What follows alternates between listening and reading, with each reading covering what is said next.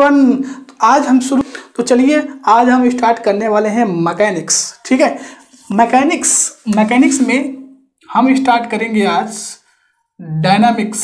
Mechanics का एक part है आपका, मैकेनिक्स बेसिकली दो पार्ट में डिवाइड है, एक है आपका स्टैटिक्स, दूसरा है डायनामिक्स। तो स्टैटिक्स में हम अभी शुरू करेंगे, पहले हम डायनामिक्स में एक पार्ट, डायनामिक्स का जो पार्ट है, पोर्शन है, उसको हम स्टार्ट करने वाले हैं आज। ठीक है, तो डायनामिक्स में हम एक चैप्टर है आपका सेंटर ऑर्बिट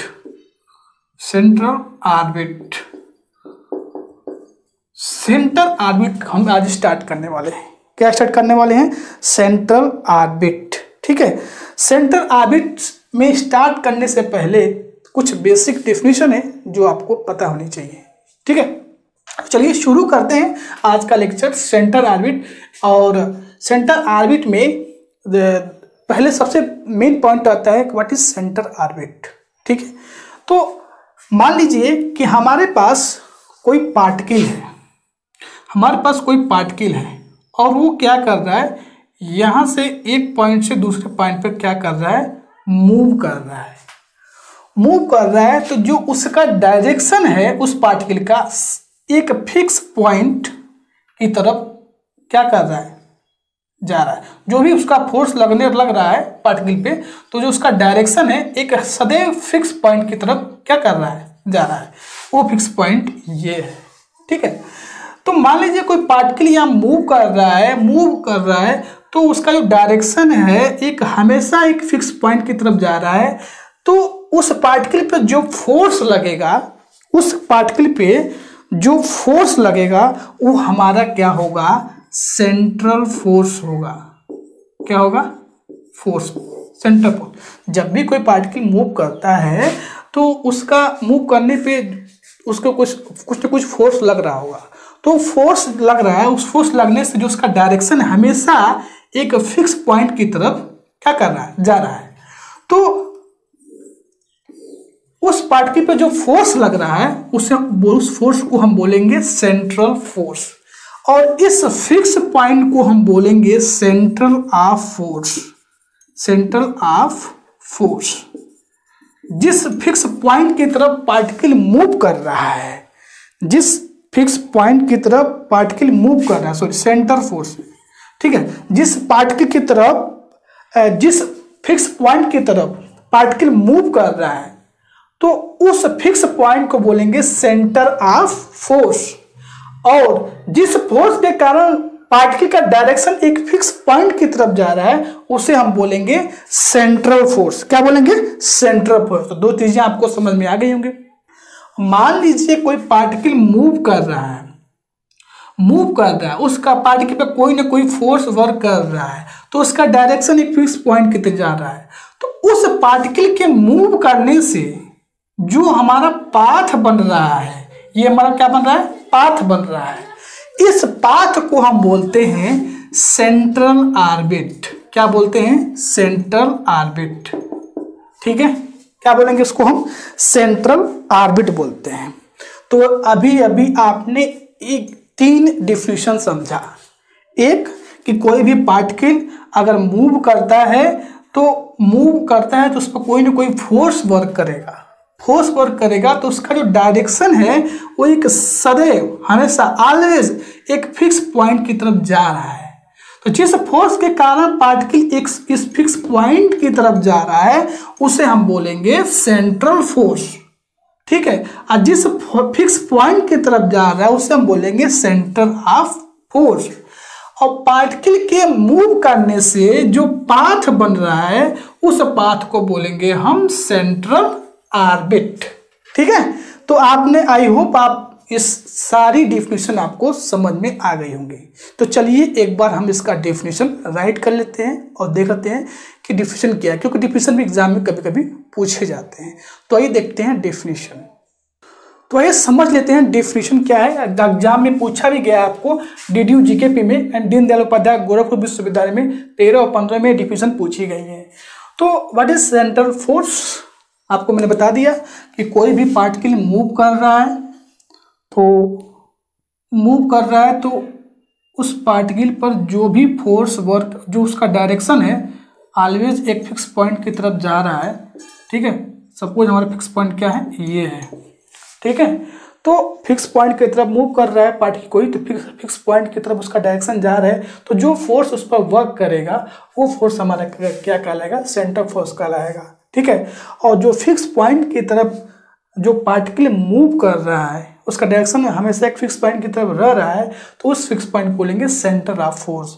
और पार्टिकल के मूव करने से जो पाथ क्रिएट हो रहा है वो हमारा सेंटर ऑर्बिट कहलाता है। देखिए definition, a force which is directed towards or away from a fixed point is called center force or center force field, and the fixed point is called center of force।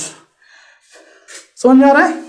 तो कह रहे हैं जो particle है वो fix point की तरफ, अगर वो उसका डायरेक्शन हमेशा एक फिक्स पॉइंट की तरफ रह रहा है तो उस फिक्स पॉइंट को हम बोलेंगे सेंटर ऑफ फोर्स बोलेंगे। नेक्स्ट हमारा आता है सेंटर ऑर्बिट।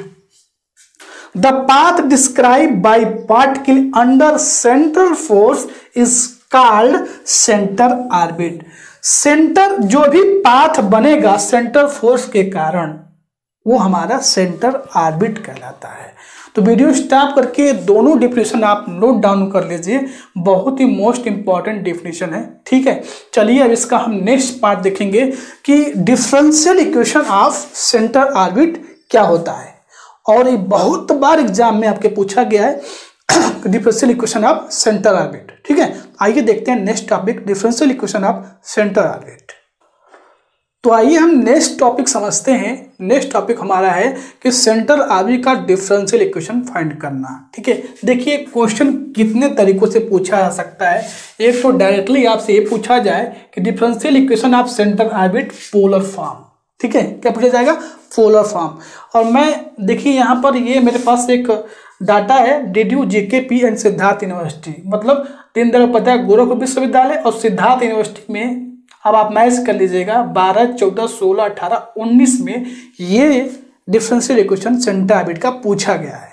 तो अगर आपकी यूनिवर्सिटी में सेंटर ऑर्बिट है, चाहे आपका सेमेस्टर एग्जाम है, सेमेस्टर एग्जाम में, किसी भी सेमेस्टर एग्जाम में है, तो आप इस वीडियो को देख सकते हैं। ठीक है, तो पहला टास्क ये है कि differential equation of centre orbit पूछा सकता है, या आपको क्वेश्चन के बेस पे अगर पूछा जाएगा तो इस तरह से पूछा जाएगा, prove that the differential equation of centre orbit is d2u divide by d theta का square plus u equal to f divide by h square into u square. हो सकता है इस f के जगह पे कुछ और दिया हो, जैसे ये f यहाँ पर एक्सेलरेशन है, क्या है, एक्सेलरेशन है, तो हो सकता है यहाँ पर एक्सेलरेशन जो भी यूज किया जाएगा तो यहाँ पर आपको बाय द वे अगर f के जगह पे p भी यूज कर सकते हैं। तो ये इस डिफरेंशियल इक्वेशन में जो f अभी बात करेंगे हम, वो क्या है, एक्सेलरेशन है।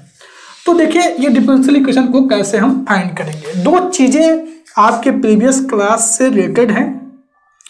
क्या है, ये तो रेडियल एक्सेलरेशन क्या होता है और दूसरा ट्रांसवर्स एक्सेलरेशन क्या होता है। तो radial acceleration is d2r divide by dt square into minus r into d theta divide by dt का होल स्क्वायर। ये हमारा होता है आपका, इसको एक और फॉर्म में लिख सकते हैं आप, डबल डॉट का square minus r into theta dot का स्क्वायर।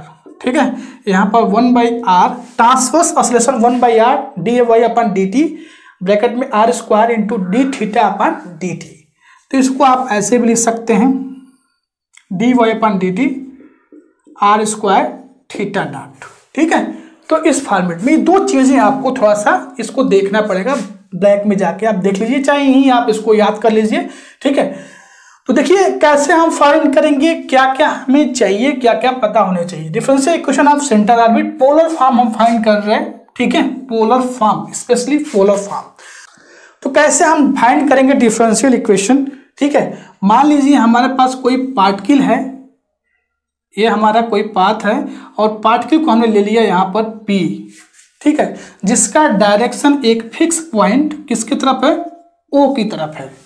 ठीक है, और ये इसको हमने बढ़ा दिया, ये हमारा हो जाएगा OX। OX हमारा क्या है, एक इनिशियल लाइन है।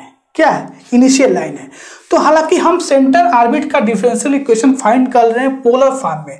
पोलर फॉर्म में जो हमारा कोऑर्डिनेट होता है आर थीटा के फॉर्म में होता है। तो अगर इस पी का इस फिक्स पॉइंट से जो इसका लेंथ है उसको हमने आर मान लिया और जो एंगल है ये अगर थीटा है, तो इस पी जो फिक्स पॉइंट हमने जो पी हमारा है जो पार्टिकल है जो मूव कर रहा था, ठीक है, तो एक फिक्स पॉइंट की तरह मूव कर रहा था, उसका कोऑर्डिनेट हो जाएगा हमारा r comma theta polar coordinate में। ठीक है, अब देखिए पार्टिकल मूव कर रहा है एक फिक्स पॉइंट की तरफ, तो उसका कोई ना कोई फोर्स वर्क कर रहा होगा। ठीक है, फोर्स के कारण ही क्या करता है, उसका डायरेक्शन एक फिक्स पॉइंट की तरफ जाता है। तो पार्टिकल का एक मास होगा और फोर्स इक्वल टू क्या होता है, मास इनटू एक्सेलरेशन। तो उस पार्टिकल का कोई ना कोई यहाँ पर मास होगा, मास तो फिक्स होगा लेकिन एक्सेलरेशन क्या होगा उसका बदलता रहेगा। तो यहाँ से अगर इस पार्टिकल का मास m है, एक्सेलरेशन उसका हम मान लेते हैं कि उसका एक्सेलरेशन मान लेते हैं f है। क्या है, f है। तो देखिए यहाँ पर पार्टिकल जब मूव करेगा तो वो रेडियल रेडियस वेक्टर के अलोंग, अगर ये पार्टिकल इधर मूव करता तो उसका एक्सेलरेशन क्या अलोंग नहीं जा रहा है ना, वो पार्टिकल एक फिक्स पॉइंट की तरफ आ रहा है। तो इस रेडियस वेक्टर के अपोजिट डायरेक्शन में क्या कर रहा है, उसका डायरेक्शन क्या है, अपोजिट डायरेक्शन में। तो उसका एक्सेलरेशन अगर f है तो रेडियस वेक्टर के अपोजिट डायरेक्शन में काम कर रहा है। तो रेडियल वेक्टर के अलोंग जो एक्सेलरेशन हमारा वर्क करता है उसे हम बोलते हैं रेडियल एक्सेलरेशन। क्या कहता है, रेडियल एक्सेलरेशन हो जाएगा। यानी इस पार्टिकल का जो एक्सेलरेशन है वो अगर f है तो ये एक अपोजिट डायरेक्शन है, क्योंकि अगर इस साइड मतलब इसका डायरेक्शन रेडियस वेक्टर के अलोंग होता तो ये एक्सेलरेशन इधर वर्क करता, लेकिन इसके अपोजिट साइड से। तो देखिए रेडियल वेक्टर के अलोंग जो हमारा एक्सेलरेशन होगा वो हमारा रेडियल एक्सेलरेशन होगा। तो रेडियल एक्सेलरेशन जो है इसका अपोजिट वर्क कर रहा है, तो इसका रेडियल एक्सेलरेशन जो हो जाएगा माइनस एफ हो जाएगा। क्या हो जाएगा, माइनस एफ हो जाएगा। अब दूसरा इसमें आता है कि रेडियल एक्सेलरेशन के जस्ट परपेंडिकुलर जो हमारा एक्सेलरेशन वर्क करता है वो हमारा होता है क्या, वो हमारा होता है ट्रांसवर्स एक्सेलरेशन। तो यहाँ पर ट्रांसवर्स एक्सेलरेशन जो है आपका क्या है, जीरो है। क्या है, जीरो है। तो इन्हीं दो रेडियल एक्सेलरेशन और ट्रांसवर्स एक्सेलरेशन का हम यूज करके हम ये डिफरेंशियल इक्वेशन लाएंगे। यही से आपको डिफरेंशियल इक्वेशन फाइंड करना है। कोई पार्टिकल मूव कर रहा है, ठीक है, उसका डायरेक्शन एक फिक्स पॉइंट ओ की तरफ है। मान लेते हैं पार्टिकल क्या है, यहाँ पर पी है और ये हमारा रेडियस वेक्टर है जिसका लेंथ क्या हो जाएगा, आर हो जाएगा, और यहाँ पे एंगल जो फॉर्म कर रहा है थीटा है, तो पी का कोऑर्डिनेट क्या हो जाएगा, आर का थीटा हो जाएगा। अब रेडियस वेक्टर के जस्ट अलोंग नहीं, उसके अपोजिट ये क्या कर रहा है, उसका एक्सेलरेशन काम कर रहा है। तो यहाँ से रेडियल एक्सेलरेशन जो हो जाएगा माइनस एफ हो जाएगा, और रेडियल एक्सेलरेशन के जस्ट परपेंडिकुलर जो एक्सेलरेशन काम करता है वो हमारा होता है ट्रांसवर्स एक्सेलरेशन। क्या होता है, ट्रांसवर्स एक्सेलरेशन होता है। तो ट्रांसवर्स एक्सेलरेशन यहाँ पर क्या है, जीरो है। तो ये जो हमारा इक्वेशन नंबर फर्स्ट और सेकेंड बना है, यानी रेडियल एक्सेलरेशन इस पार्टिकल का माइनस एफ और ट्रांसवर्स एक्सेलरेशन इस पार्टिकल का जीरो, इन दो इक्वेशन की हेल्प से हम differential equation of central orbit polar form find करेंगे। बस यही आपको इस डेरिवेशन फाइंड करना है। इन दोनों का यूज करके हमें इस फॉर्म में डिफरेंशियल इक्वेशन सेंट्रल ऑर्बिट का लाना है। तो आई होप आपको कंसेप्ट समझ में आ गया होगा कि क्या करना है, कैसे फाइंड करना है। बस आपको दो चीजें पता होनी चाहिए, एक रेडियल एक्सेलरेशन, दूसरा ट्रांसवर्स एक्सेलरेशन। चलिए हम इसका डिफरेंशियल इक्वेशन फाइंड करते हैं कि सेंट्रल ऑर्बिट का डिफरेंशियल इक्वेशन क्या होता है। तो आइए देखते हैं differential equation of central orbit क्या होता है। सबसे पहले हमने जो पार्टिकल यहाँ पर मूव कर रहा था उस पार्टिकल का हमने ले लिया, क्या ले लिया, पी ले लिया, ठीक है, जिसका यहाँ से जिसका मूव कर रहा है उसका डायरेक्शन हमेशा एक फिक्स पॉइंट ओ की तरफ है, वो हमारा क्या है, फिक्स पॉइंट है। और यहाँ पर हमने इसको एक्सटेंड कर दिया, तो जो ओ एक्स लाइन है हमारा इनिशियल लाइन है। और यहाँ एंगल जो हमारा लेंथ है इसका, ये हमारा क्या है, रेडियस वेक्टर आर है। यहाँ एंगल अगर थीटा है तो इसका कोऑर्डिनेट पी आर कमा थीटा हो जाएगा। ठीक है, अगर इस पार्टिकल पे से यहाँ जो रेडियस वेक्टर के अलॉन्ग जो पार्टिकल यहाँ पर एक्सेलरेशन वर्क करेगा वो एक्सेलरेशन हमारा हो जाएगा रेडियल एक्सेलरेशन, और जस्ट रेडियस एक्सेलरेशन के परपेंडिकुलर जो एक्सेलरेशन वर्क करेगा वो हमारा हो जाएगा ट्रांसवर्स एक्सेलरेशन। इसी चीज़ों को हम राइट किए गए। देखिए, let capital P be the position of particle at time T. किसी टाइम टी पे जो उसका पार्टिकल का पोजीशन है वो है पी है, ऑन द सेंटर ऑर्बिट। ठीक है, let O be the centre of force, और जो फिक्स पॉइंट होता है उसे हम क्या बोलते हैं, सेंटर फोर्स बोलते हैं। तो वो हमारा क्या है, centre force. Take O as pole and horizontal line O X is initial line, और ये जो हमने हॉरिजॉन्टल लाइन ड्रा किया है हमारा क्या है, इनिशियल लाइन है। Thus polar coordinate of P r comma theta. यहाँ से जो P हमारा पार्टिकल है उसका कोऑर्डिनेट क्या हो जाएगा, आर कामा थीटा हो जाएगा।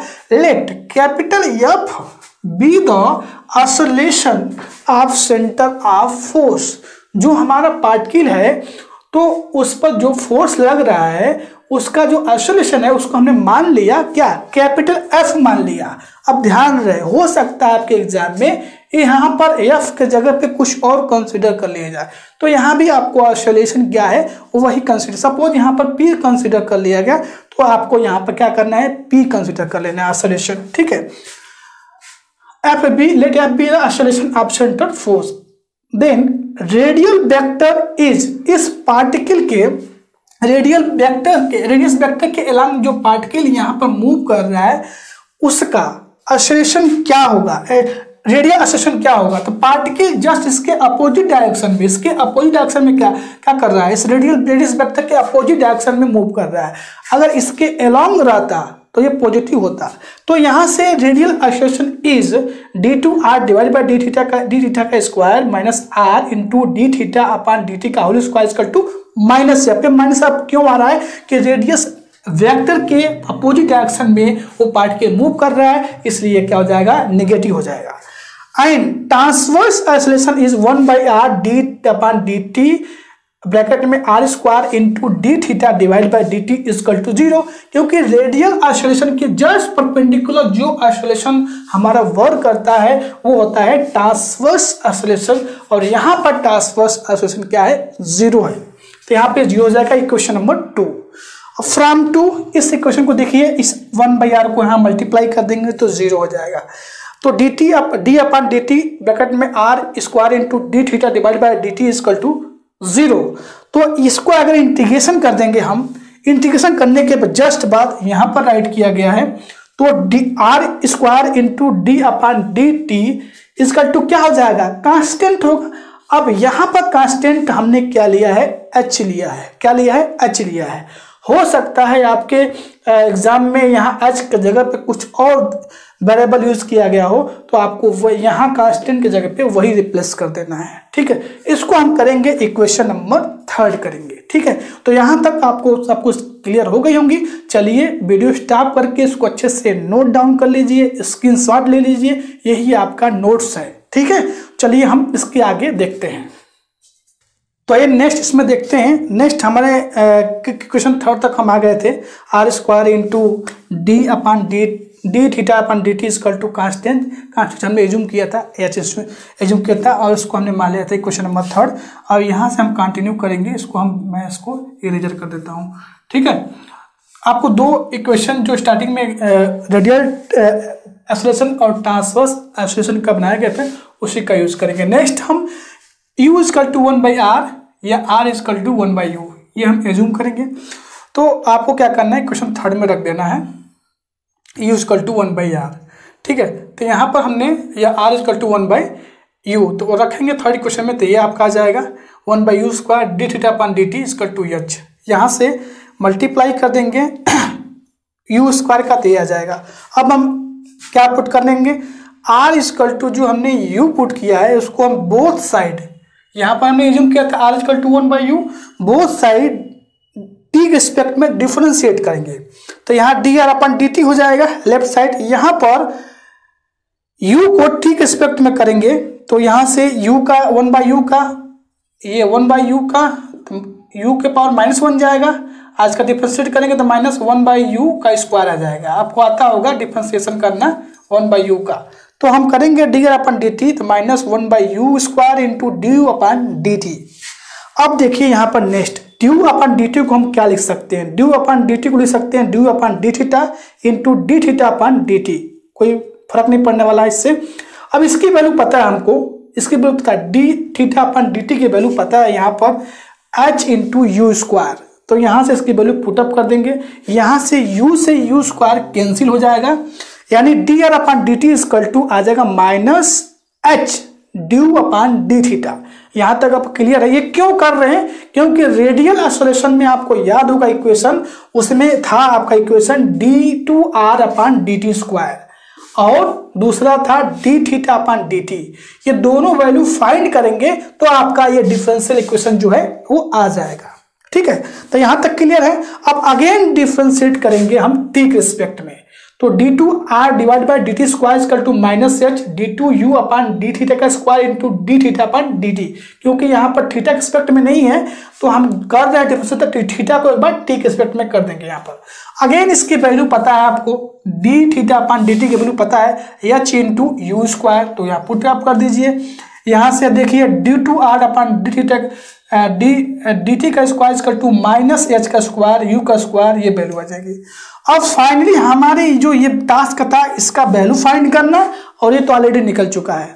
अब आपको क्या करना है, पुटिंग द वैल्यू dθ/dt ये वैल्यू और d2r/dt का स्क्वायर इक्वेशन फर्स्ट में जो आपका रेडियल एक्सेलरेशन का इक्वेशन बनाया गया था, जो -f आया था, ठीक है, वो वैल्यू में आपको क्या करना है, पुट कर देना है। तो सिंपल आपने पुट करने पे कुछ इस तरह से आ जाएगा, यहां से माइनस माइनस कैंसिल हो जाएगा, h square into u square d2u/dθ का square equal to 1/u h square u के पावर 4 इक्वल टू f। अब यहां से क्या कर देंगे, यहां से आप h स्क्वायर और u स्क्वायर से डिवाइड कर देंगे, तो ये हमारा फाइनली इक्वेशन मिल जाएगा d2u/dθ का square plus u equal to f by h square into u square. और यही which is required differential equation of centre orbit in polar form. ठीक है, यही आपका डिफरेंशियल इक्वेशन निकल के आ जाएगा, polar form of centre orbit differential equation है, यानी differential equation of polar form, ठीक है, सेंटर ऑर्बिट का।